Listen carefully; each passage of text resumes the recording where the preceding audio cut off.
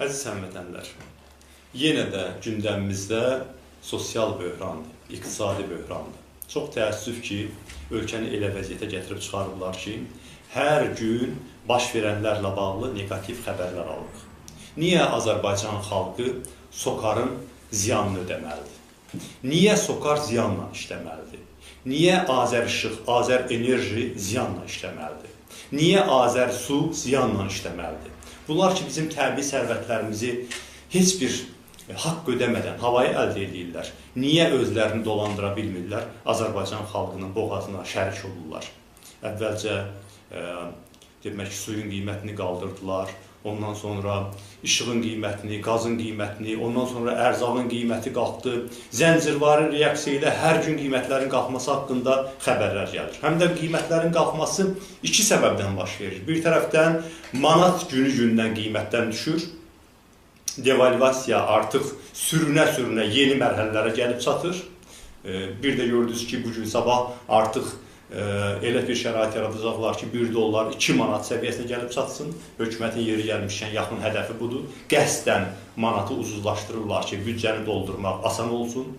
Neft fondundan gələn həmin o 4-5 milyard dolları manata çevirəndə artıq büdcənin 80-90% dolmuş olsun. Bu məqsədlə şuurlu şəkildə manatın devalvasiyasına gedirlər, nəzərə almırlar ki, manatın qiymətdən düşməsi bütün qiymətlərin hamısını qaldırır və nəticə etibarilə Azərbaycan xalqı yaşayış uğrunda mübarizəyə sürüklənir. O bir tərəfdən də demək olar ki, bütün sahələrdə, Azərbaycanda istehsal olunan hər şeyə, bütün xidmət sahələrinə qazın, işığın, suyun təsiri var. Əgər bunların qiyməti qalxıbsa, xidmətlər də qalxmalıdır, burada istehsal olunan hər şey də qalxmalıdır, xaricdən gətirilən də ona görə qalxmalıdır ki, manat qiymətdən düşüb, dolların qiyməti müqayisədə qalxıb. Belə bir şəraitdə necə olacaq Azərbaycanın sabahı? Bunlar hamısı olmaya bilərdimi? Bax, bu saat indi hamını düşündürən suallardır bunlar. Əvvəlcə ondan başlayaq ki, əlbəttə olmaya bilərdi. Əgər ölkə normal idarə olunsaydı, niyə görə Azərbaycanın neft şirkəti ziyandan işləsin ki? Baxın, dünyadan bura böyük neft şirkətləri gəlib.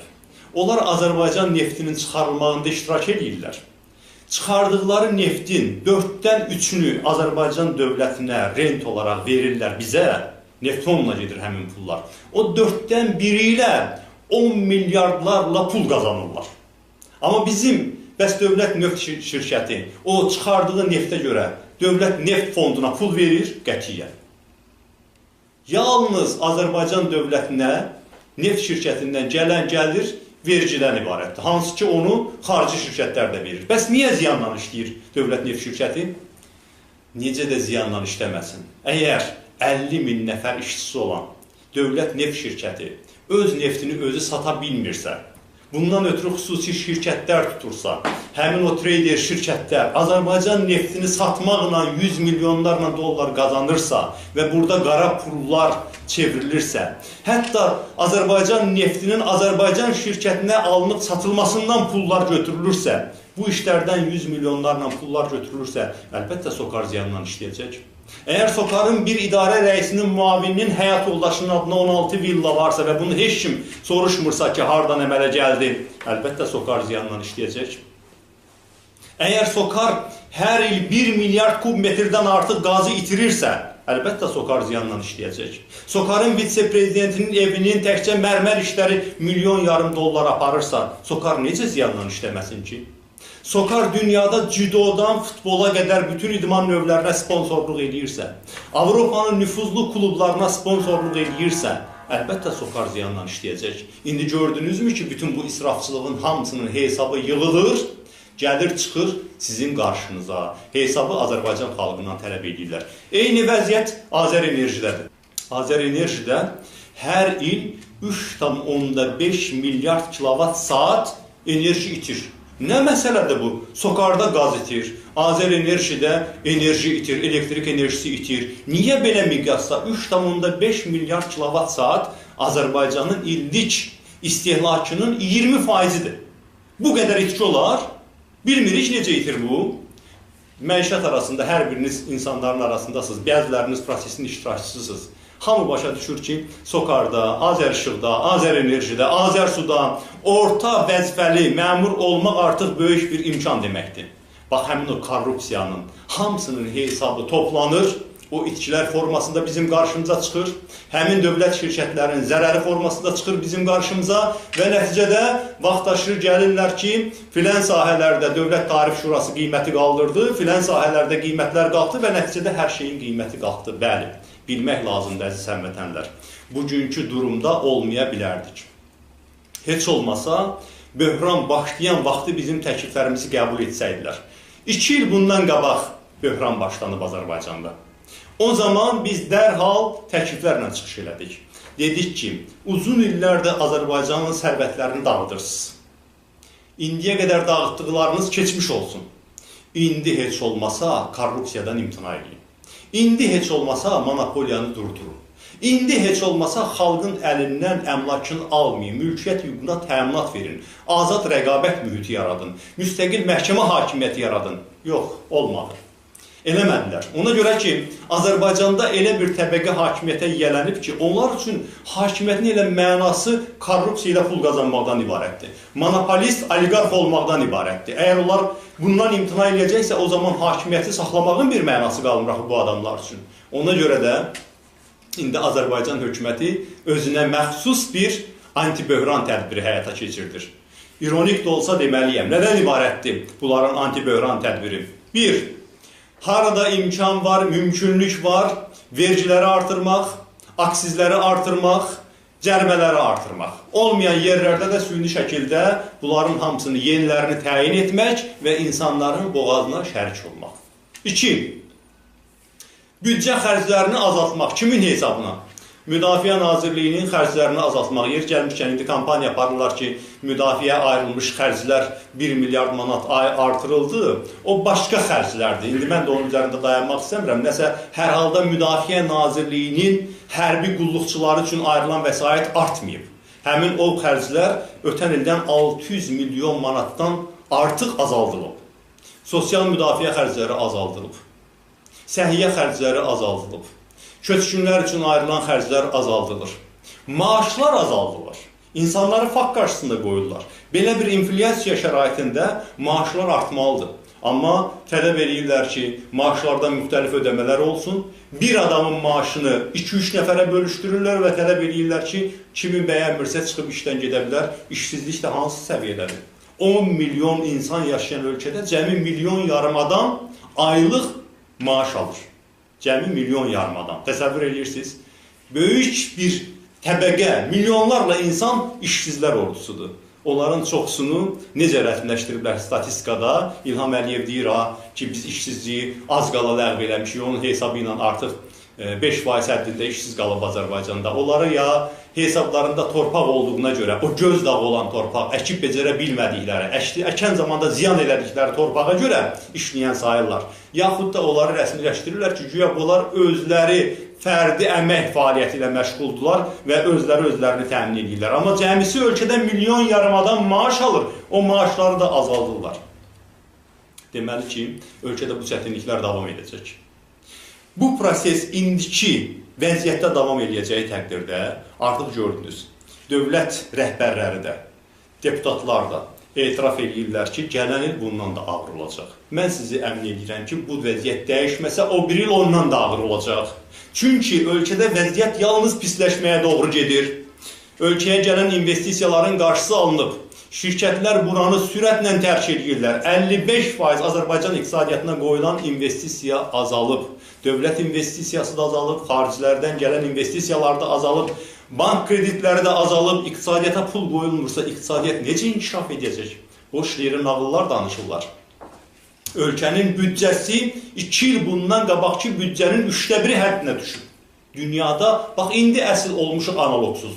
Dünyada bu şəkildə tənəzzül yaşayan başqa bir millət yoxdur ki, 2 ilin ərzində büdcəsi onun 3 dəfə azalmış olsun. Ölkənin rezervlərinin 74%-i 2 ilin ərzində tükənib gedib. Müstəqil iqtisadçıların hesablamalarına görə 2 ildə Azərbaycana 32 milyard ziyan dəyib və bu proses davam edir. Çünki Azərbaycan hökuməti prosesi durdurmaq üçün heç nə etmək istəmir Belə bir şəraitdə istər-istəməz bilirəm, nəzərlərin bir hissəsi də bizim üzərimizə gəlir. Müxalifət nə düşünür? Bəs necə eləyək? Hökumət anti-böhran tədbirləri həyata keçirmir. Onu keçirmək iqtidarında da deyil. Heç bu barədə düşünmür də.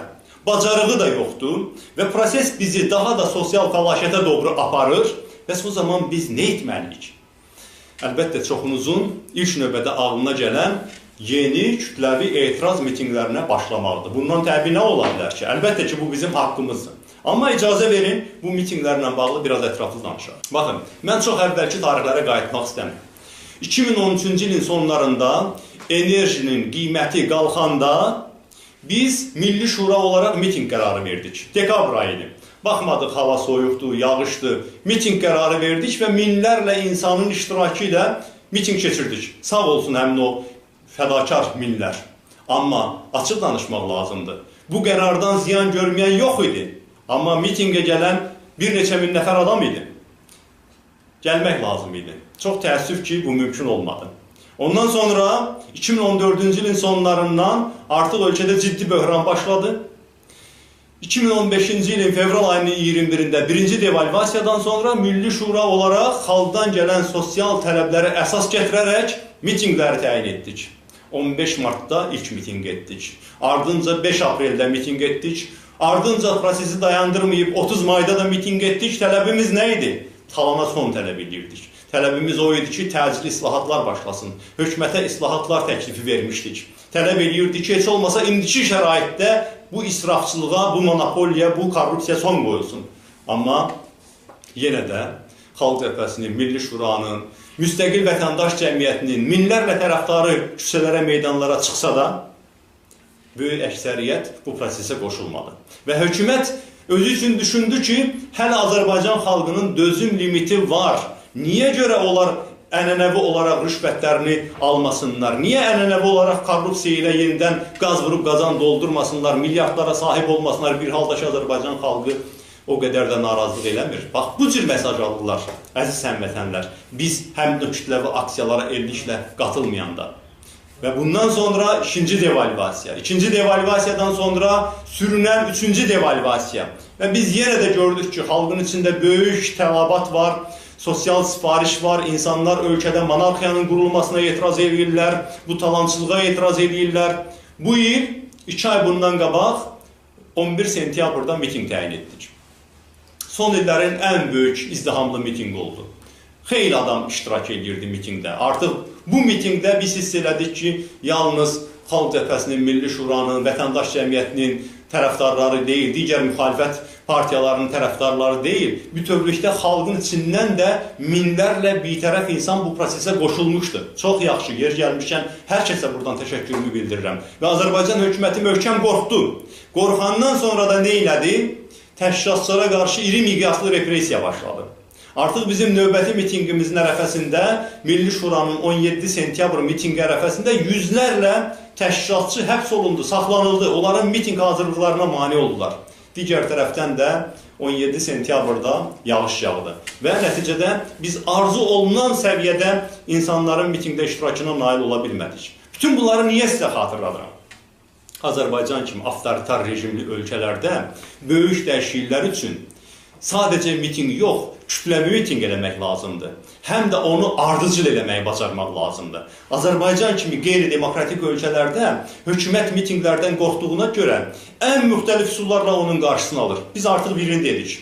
Kütləvi şəkildə təşkilatçıların həbs olunması. Deməli, biz özümüz üçün mitinglər barədə danışanda bilməliyik ki, bu sahədə bizim 3 zəif məqamımız var. Biz bunları aradan qaldırmalıyıq. Bunu sizə ona görə açıq danışıram ki, biz əlbəttə sizin istəyinizlə yenidən meydanlara çıxacağıq. Mütləq çıxacağıq.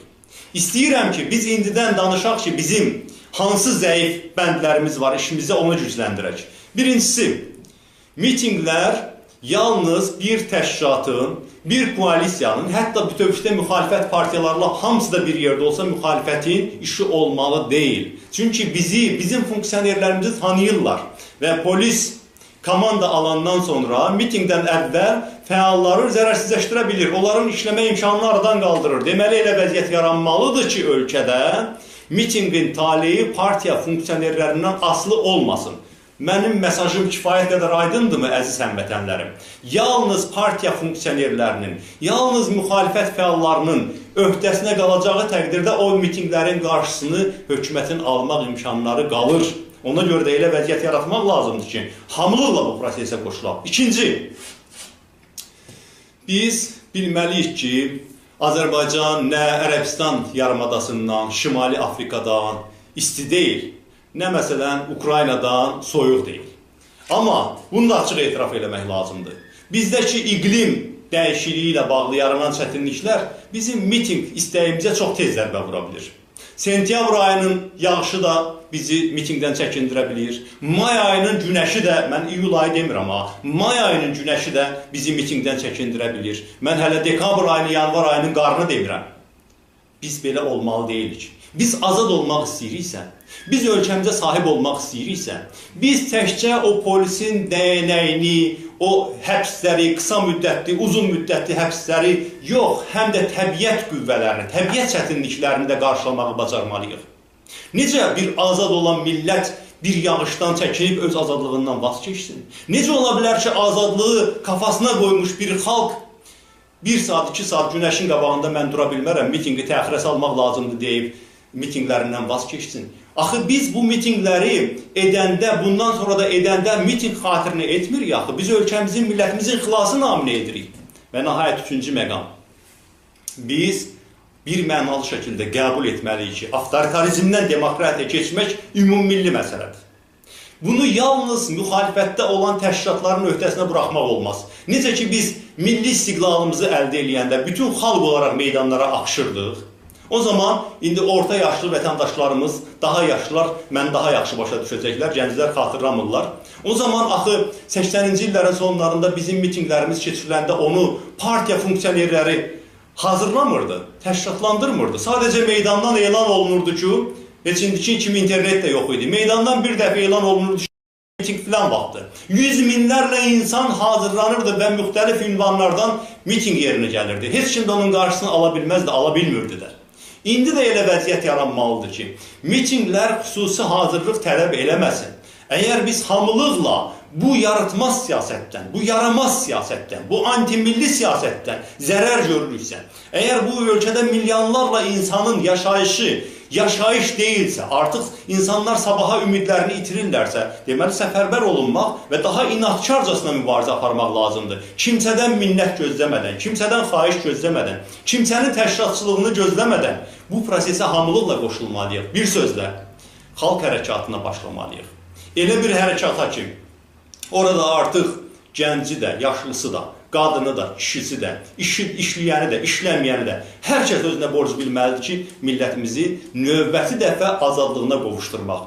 Azərbaycanda hakimiyyəti yenidən xalqa qaytarmaq lazımdır. Bu böyük bir missiyadır, böyük bir hərəkatdır. Hər bir xalqın taleyində iki qutsal, müqəddəs məqam var. Əgər istiqlalını itirmiş xalqsa, əksəriyyət nə zamansa itirib istiqlalını, o istiqlalı qaytarmaq, iki, demokratiyasını, konstitusiyon quruluşunu bərqərar eləmək, xalq hakimiyyətini bərqərar eləmək. Biz şükürlər olsun ki, istiqlalımızı qazanmışıq, həm də mübarizə ilə qazanmışıq. İndi biz xalq hakimiyyətini bərqərar eləməyə çalışmalıyıq. Sizi əmin edirəm ki, ölkədə xalq hakimiyyəti bərqərar olunmayana qədər, bu ölkəni hazırda idarə eləyən, səriştəsiz və azgöz korrupsionerlərdən ibarət olan komanda ölkənin, millətin problemlərini həll eləmə iqtidarında olmayacaq. Bu ölkədə xalq qarşısında məsuliyyət daşıyan hökumət olmadan, xalqın seçdiyi parlament olmadan bu ölkənin problemlərini həll eləmək mümkün olmayacaq. Ona görə də hamılıqla bu mübarizəyə qoşulmaq lazımdır və bu mübarizəyə qoşulan zaman nəzərə almaq lazımdır ki, biz Azərbaycan müxalifəti olaraq hər zaman sizin bu sosial sifarişinizi yetərli hesab eləyəndə mitinglərlə bağlı qərar verəcəyik. Dinc, ardıcıl, kütləvi mitinglər ölkəmizi azadlığa aparıb çıxaracaq. Bunun başqa bir alternativi yoxdur. Sadəcə bizim özgüvənimiz artıq olmalıdır. Bizim indi uzun illərdir ki, əsarətdə olmuşuq. Mən bir sülalə hakimiyyətindəki əsarəti nəzərdə tuturam. İnsanlarımızın çoxunda bizim bu vəziyyətdən çıxacağımıza ümid sarsılıb. Bizi zəif eləyən hal-hazırda özümüzə inamsızlıqdır. Onsuz da bunlara güc çatmaz. Onsuz da biz bacarmarıq. Əşi bizim nəyimiz var ki, biz nə edə bilərik ki, kimi düşüncələr bizi məğlub eləyir. Biz xatırlamalıyıq ki, biz Sovet İttifaqı kimi imperiyadan mübarizə ilə istiqlalımızı almış millətik. Biz 88-ci ildə ilk dəfə tarixdə 18 gün gecə gündüz oturaq mitingləri keçirmiş, özdə 100 minlərin iştirakı ilə keçirmiş millətik. Biz onlardan çəkinməmişik. Biz Rusiyanın, o super dövlətin tanklarının qarşısına əli yalın çıxmağı bacarmış millətik. Biz 20 yanvarda 149 şəhid verəndən sonra, 2 gün sonra 1 milyondan artıq insanın izdihamı ilə miting keçirməyə bacarmış bir millətik. Bizim özgüvənimiz olmalıdır. Biz niyə görə bu səviyyəsiz, oğru, danışığını bilməyən korrupsionerlərdən çəkinməliyik? Niyə düşünməliyik ki, biz onların zəbt elədiyi hakimiyyəti alıb xalqa qaytara bilməyəcəyik? Bizim mübarizəmiz dinc olmalıdır. Heç bir halda hökumətin zor müstəvisinə keçməsinə bəhanə verməməliyik, amma ardıcıl olmalıyıq. İndi isə təşkilatlanmaq lazımdır. Kim istəyirsə, kim etibar edirsə, Milli Şuranın Xalq Cəbhəsinin ətrafında təşkilatlansın. Kiminsə iradı varsa bizə, onu da çox təbii qəbul edirəm. Yeni təşkilatlar yaradın, olanlara qoşulun. Harada istəyirsiniz mübarizə aparın, amma ölkənin taleyinə biganə olmayın. Və hər yerdə, hər fürsətdə Azərbaycan cəmiyyətini məlumatlandırmaq lazımdır. Mənim bu çıxışımı görən insanların internetə çıxışı olan insanlardır. Olsun bu adamlar 100 minlərlə insanlar. Amma milyonlarla insanlar var bu ölkədə nə baş verdiyi haqqında ətraflı məlumata malik deyil. Müxalifətin mövqeyini bilmirlər. Müxalifətin çıxış yolları barədə fikirlərini bilmirlər. O adamlar ümidsiz olurlar. Çünki onlar məlumatsızdır, informasiyasızdır. Onlarla işləmək lazımdır. Onları məlumatlandırmaq lazımdır. Azərbaycan xalqında özgüvən yaratmaq lazımdır. Azərbaycan xalqını təşkilatlandırmaq lazımdır. Və biz hamılıqla növbəti dəfə meydanlara çıxanda əmin olmalıyıq ki, yalnız meydan müxalifət tərəfdarlarından ibarət olmayacaq. Hər bir sadə insan özünün cəmiyyətdəki statusundan asılı olmayaraq vətəndaşlıq mövqeyi ilə ölkəsinin taleyi üçün dinc, aktiv mübarizənin iştirakçısı olmalıdır. Sağ olun.